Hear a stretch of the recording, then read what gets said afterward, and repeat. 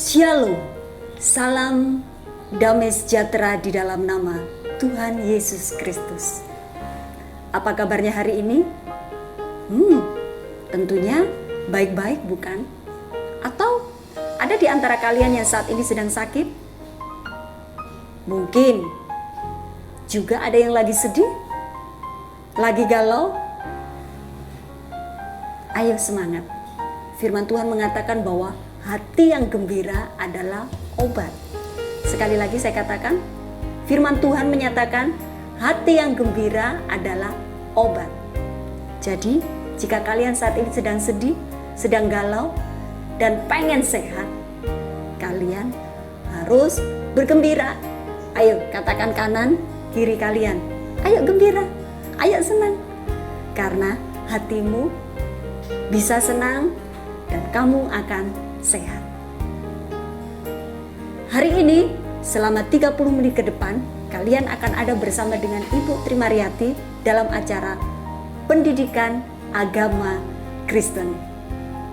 Jangan sampai ketinggalan, luangkan waktumu, duduk di tempat, ambil Alkitabmu, ambil catatanmu, kita akan belajar bersama-sama. Sebelum kita memulai pembelajaran hari ini, ayo kita berdoa dulu. Ya, berdoa serius. Kita berdoa datang pada Tuhan. Tuhan Yesus, terima kasih untuk kesempatan yang indah ini. Kami boleh ada di sini. Kami mau belajar pendidikan agama Kristen. Tuhan berkati kami. Di dalam nama Tuhan Yesus, kami sudah berdoa. Haleluya. Amin. Oke. Baik. Hari ini kita akan belajar tentang materi bab 3 dari kelas 9, yaitu gereja yang hidup di dunia. Gereja yang hidup di dunia. Sebelum kita bahas lebih mendalam apa itu gereja yang hidup di dunia, tentunya kita harus tahu apa sih yang disebut dengan gereja. Apakah kalian sudah berpikir, apakah kalian sudah mencari kira-kira apa sih ya gereja itu? Yuk, coba pikir. Kira-kira gereja itu apa ya? Sudah belum? Iya, seringkali orang bicara bahwa kalau ada sebuah gedung tinggi, tiba-tiba di depannya ada salibnya, dia pasti bilang, itu pasti gereja. Belum lagi, di gereja itu, gedung itu, kedengaran ada orang nyanyi-nyanyi. Ada yang main gitar atau main organ. Orang bilang itu adalah gereja. Terus kalau ada orang bilang khotbah keras, wah itu juga gereja. Apakah itu yang disebut dengan gereja? Halo, apakah itu yang disebut dengan gereja? Nah, padahal gereja yang sesungguhnya bukanlah sebuah gedung dengan tanda salib di luarnya atau di dalamnya. Bukan hanya sebuah acara rutinitas di mana orang-orang berkumpul, mereka memuji Tuhan. Bukan. Tetapi gereja itu sendiri bicara tentang orang-orang yang percaya di dalam Tuhan Yesus Kristus. Jadi, kalau kita simpulkan, gereja itu apa sih? Kata gereja berasal dari bahasa Portugis igreja, dalam bahasa Inggrisnya church. Gereja adalah milik Kristus. Itu dalam bahasa Yunaninya disebut kuriakon, yang memiliki dua makna. Yang pertama adalah gereja itu menunjuk kepada orang yang percaya secara pribadi. Kira-kira kalian berada di mana? Apakah kalian sudah menjadi orang yang percaya menjadi milik Tuhan atau belum? Kalau kalian sudah menjadi milik Tuhan, berarti kalian layak disebut dengan gereja.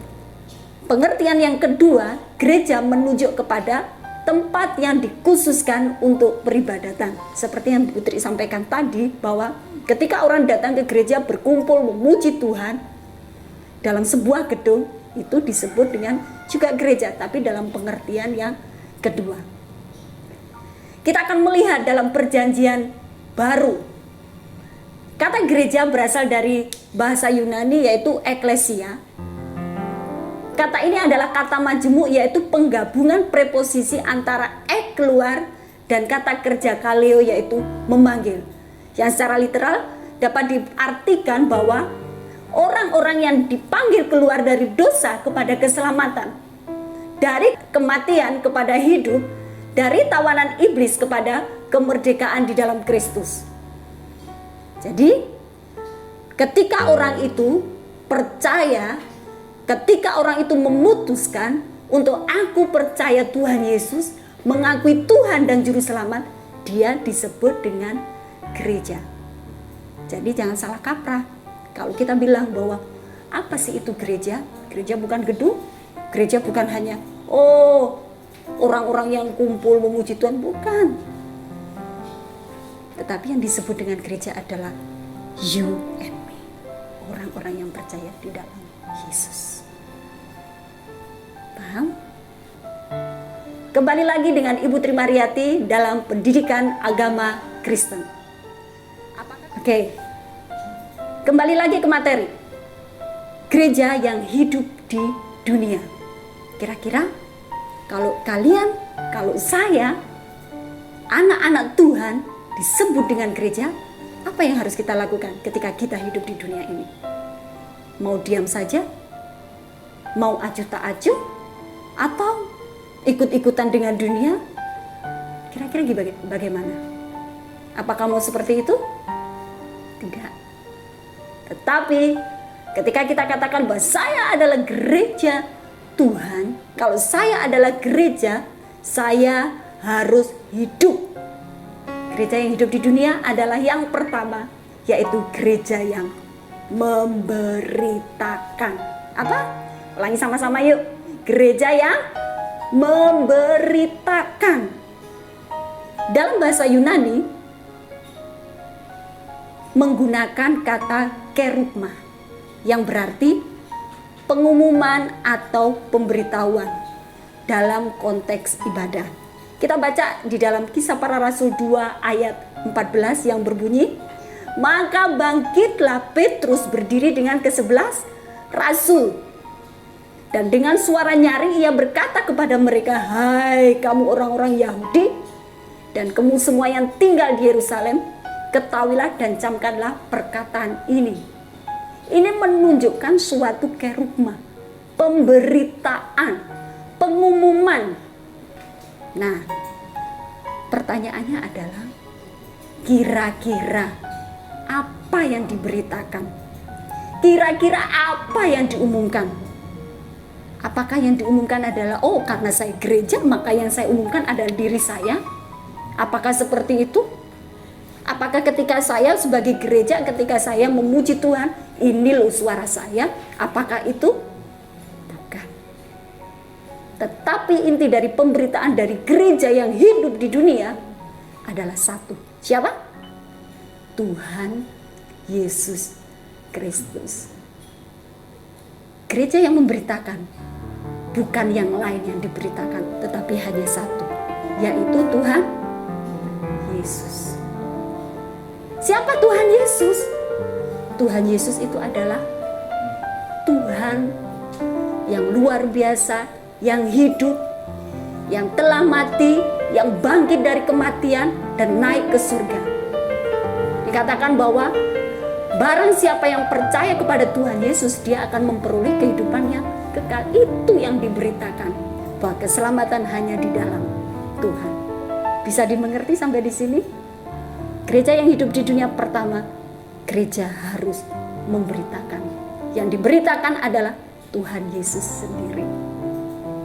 Bisa dipahami? Oke, menginjak yang kedua. Gereja yang hidup di dunia. Yang pertama, gereja yang hidup di dunia adalah gereja yang bersekutu. Apa sih arti bersekutu? Apa sih yang disebut dengan bersekutu itu?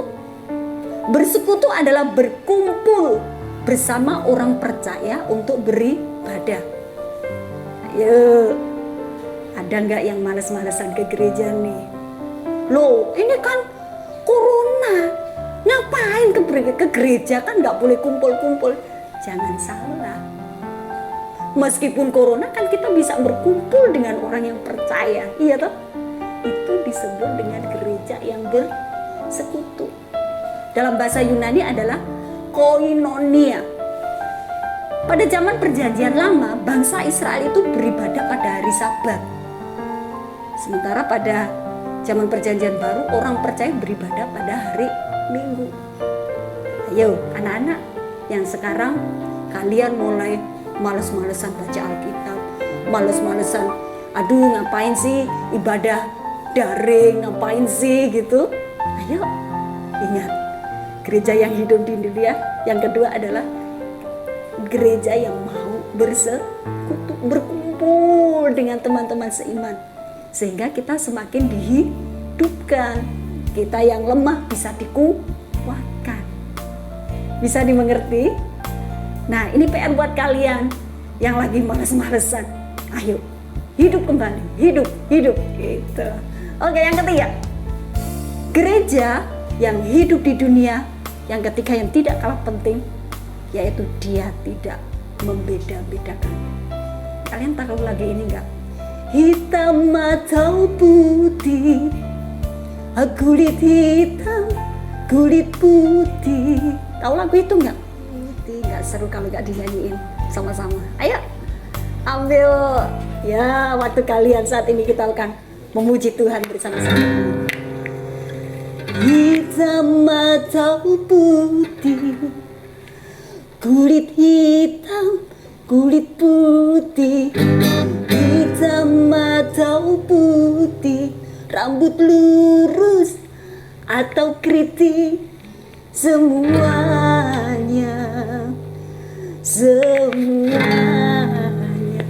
disayang Tuhan. Hitam atau putih, kulit hitam, kulit putih. Hitam atau putih, mata bulat, mata sipit,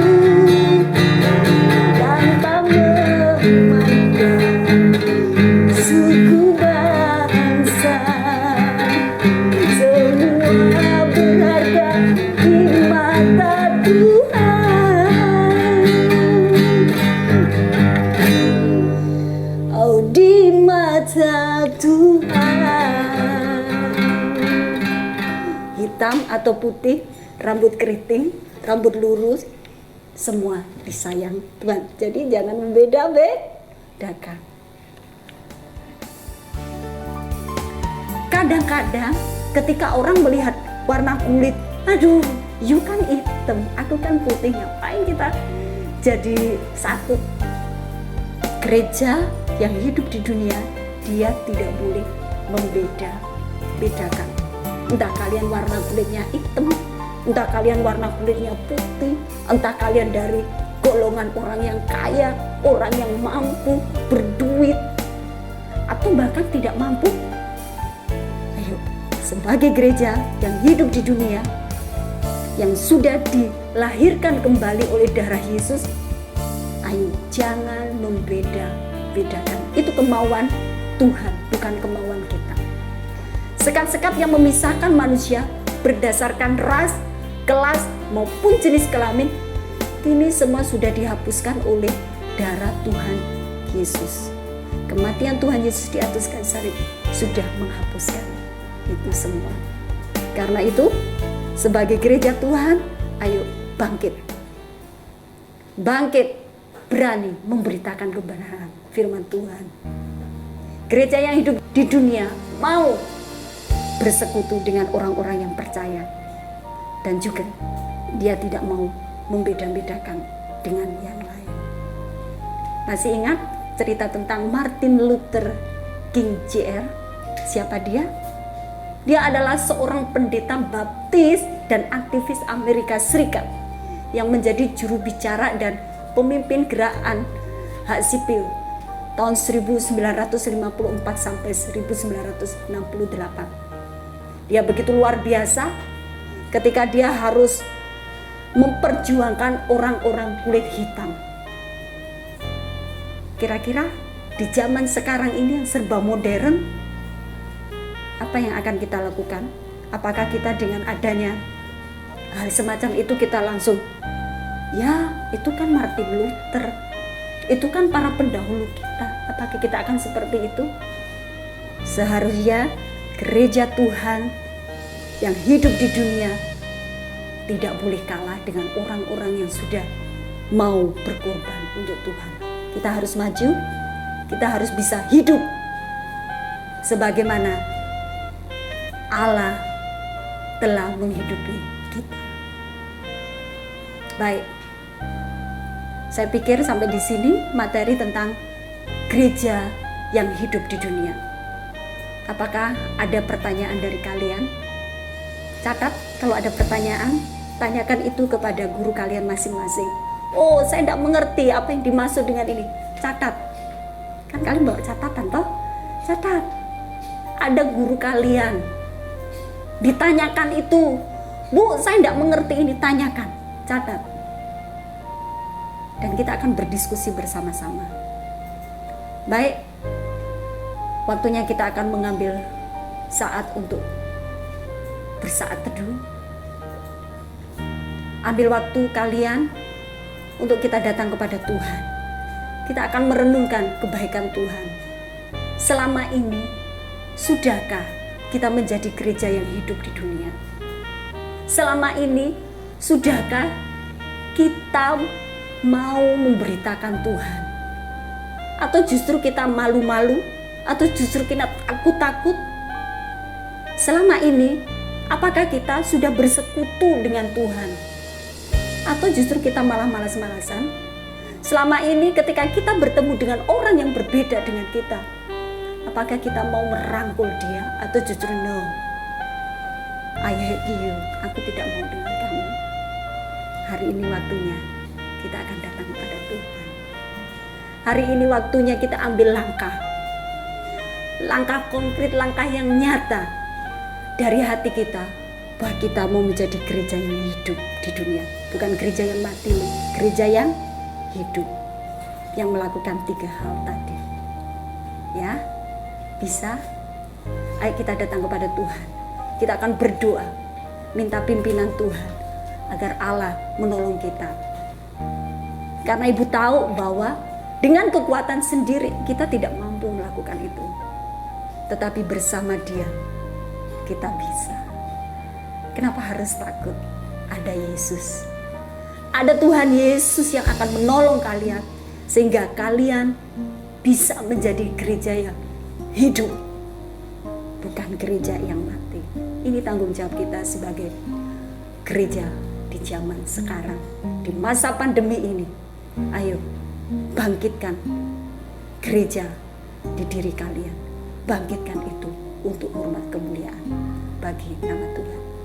Kita akan berdoa. Bapa di dalam kerajaan sorga, biarlah hamba-Mu selesai berbicara, tetapi Roh Kudus tolong terus berkarya buat kami. Secara khusus kami berdoa buat setiap anak-anak-Mu yang menonton acara ini. Mereka diberkati oleh Tuhan. Urapan Allah turun atas mereka. Mereka bukan menjadi gereja yang mati, tetapi mereka boleh menjadi gereja yang hidup di dunia, yang mau memberitakan yang mau bersekutu, bahkan gereja yang tidak membeda-bedakan. Terima kasih Tuhan buat hari ini. Sekali lagi kami tetap memohon Engkau memampukan setiap kami semua anak-anak-Mu, sehingga kami mampu hidup dengan standar dari Tuhan. Di dalam nama Tuhan Yesus, kami sudah berdoa dan mengakhiri pembelajaran pendidikan agama Kristen ini. Ke dalam tangan-Mu. Haleluya. Amin. Diberkatilah engkau oleh Tuhan. Tuhan ada bersamamu. Immanuel. Tuhan memberkati.